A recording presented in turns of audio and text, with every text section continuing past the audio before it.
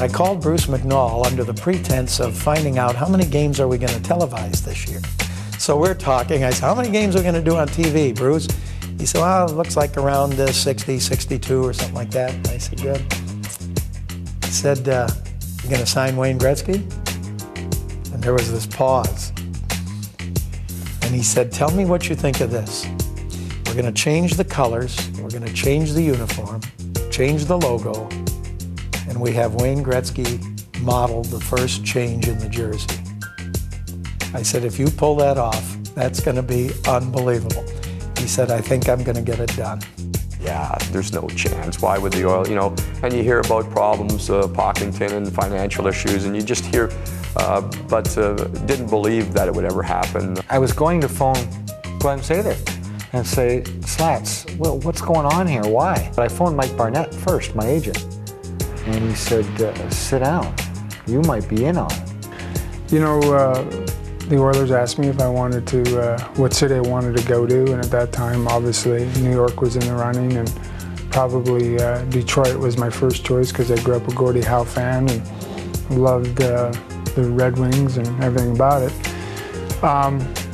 And then LA came out of nowhere sort of thing, and next thing I knew, I was sort of leaning towards Los Angeles. And I can remember talking to my dad about it and him asking me if I really felt that was the right place for me to go. And I remember saying, for whatever reason, something's pulling me to LA and I want to be part of that franchise, and I want to start something really incredible and be part of that. And fortunately, I ended up in Los Angeles. And in the morning, they had the press conference in Canada. And Canada shut down to watch the press conference. When Wayne Gretzky came out from behind the curtain, I had never seen so many cameras and heard so much clicking and whizzing. And those cameras sounded like machine gun fire. They were just clicking them off. And I remember as he put the jersey on, somebody hollered, "What number did you get?" You know, like he's gonna get anything but 99. It's a life-changing moment. I mean, Wayne did have that effect on the game, there's no doubt.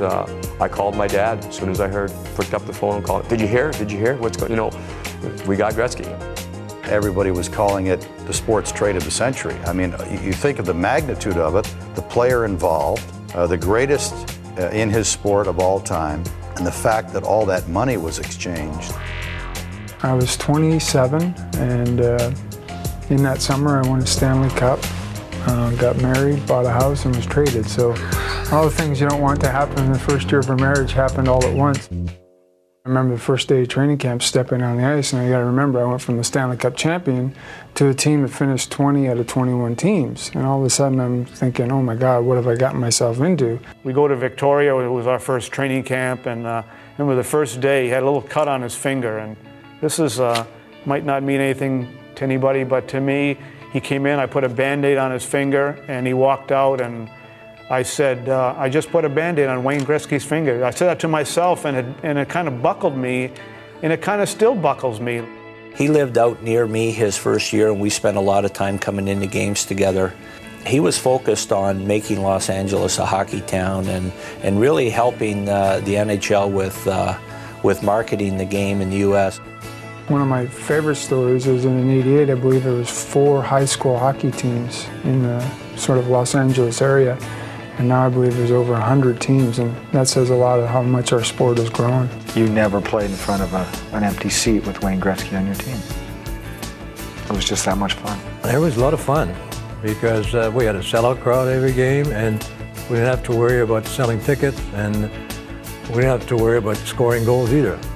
The only worry was trying to stop the other team from scoring too, because we were winning like 9-8 and 7-6. He was very quiet in the dressing room, and people talk about leaders. Wayne led his own way. There was times that, you know, he and I would get in each other's faces a little bit, which I think is almost necessary a lot of times. And, you know, he was saying, listen, you know, I have had some success here. He was most comfortable, I think, when he was in the locker room or when he was out on the ice. He truly enjoyed being around his teammates. When he was in the locker room, he was just one of the guys.